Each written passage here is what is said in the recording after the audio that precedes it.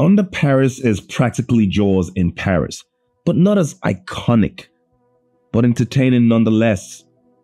Here's what you need to know.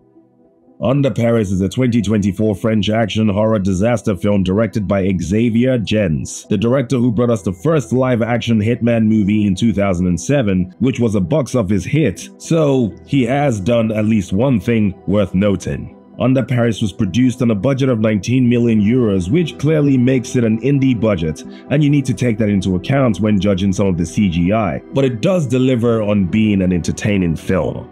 This movie ordinarily would have been a 5 out of 10 for me. However, there is just this one scene that satisfies me so well, I almost booked a hotel room just to have some private time with myself. It was so glorious. I had to rate this movie a 10 out of 10 out of spite for a character named Mika. You will know when you see it. You will know.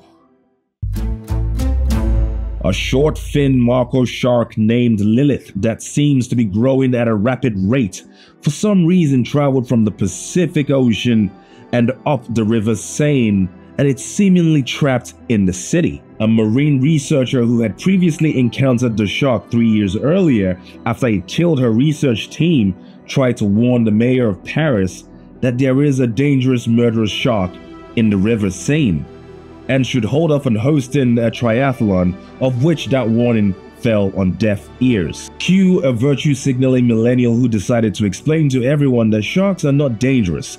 They don't just attack anyone for no reason. All they need is a bit of love and tender hugs. That's what they need. Okay, so here's the thing. I'm sure you've met someone in this current era that is a social justice warrior for just about everything that is trending.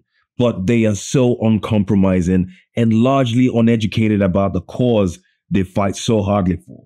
And you just kind of wish, hypothetically, you could put them right in the middle of the crap they are fighting for, so they can have a first-hand experience and now be better informed, and hopefully that would curb their extreme enthusiasm about talking shit.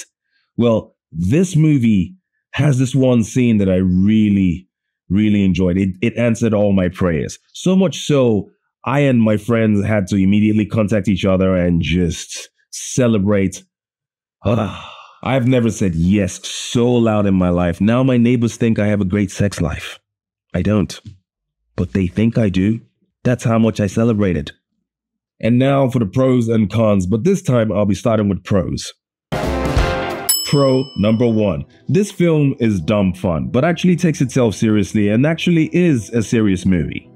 Pro number 2. The shark ripping people apart in this movie is oddly satisfying. Usually I root for the humans, but this time around I'm just thinking, f it. They don't listen.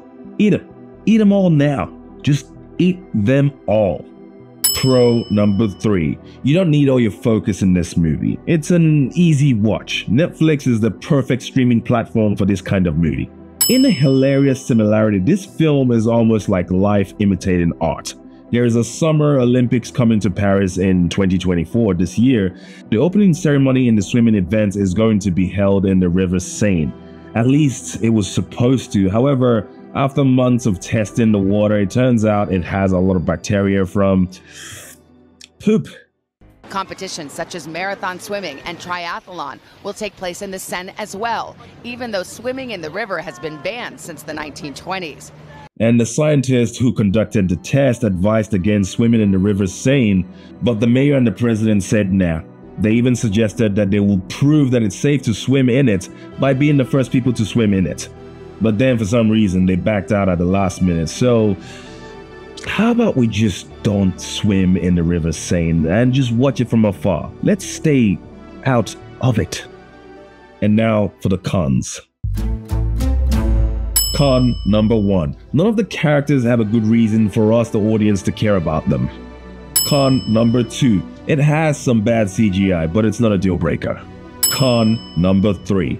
Where did all that water come from? Somehow the whole Paris was covered with ocean water. It's like God turned on a tap and forgot to turn it off without any explanation. It makes no sense how that water spread so far all around Paris. It just, whose idea was this? Seriously, I recommend this movie because it's one of those movies you can watch with company and just have a great time hate watching it, whilst secretly really enjoying it. It's very oddly entertaining.